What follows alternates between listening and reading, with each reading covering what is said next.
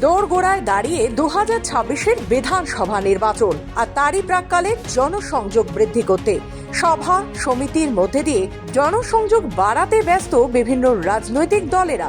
18 জানুয়ারি সিঙ্গুরে জনসভা করবেন প্রধানমন্ত্রী নরেন্দ্র মোদী, জানালেন বিজেপি জেলা সভাপতি গৌতম চট্টোপাধ্যায়। আর সেই কারণেই সিঙ্গুরের গোপালনগর এলাকায় জায়গা পরিদর্শন বা মাঠ পরিদর্শন করেন বিজেপি জেলা ও রাজ্য নেতৃত্বরা।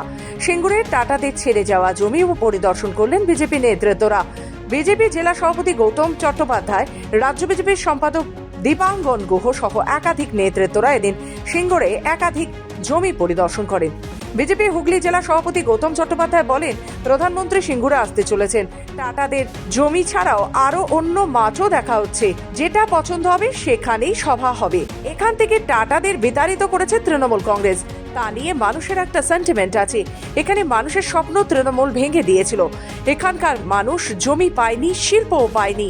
প্রধানমন্ত্রীকে আনার আমাদের একটাই উদ্দেশ্য, 2026-এ যদি বিজেপি ক্ষমতায় আসে তাহলে টাটাকে আবার আমরা ফিরিয়ে আনবো, এটাই আমাদের অঙ্গীকার। সিঙ্গুর থেকে যেমন তৃণমূলের উত্থান হয়েছিল, তেমন সিঙ্গুর থেকেই শাসক দলের পতনও ঘটবে।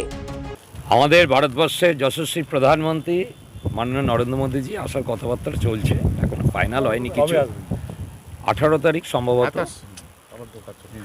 আর আমরা মাঠ পরিদর্শন করতে আজকে বেরিয়েছি। আমাদের রাজ্যের যিনি দায়িত্ব আছেন ওনারাও এসছেন, তা আমরা মাঠ পরিদর্শন করছি। এখনো ফাইনালাইজ কিছু হয়নি, আমরা মাঠ দেখে তবে ফাইনাল করব। হুগলি থেকে প্রীতম সাধুকার রিপোর্ট, খবর বাংলা।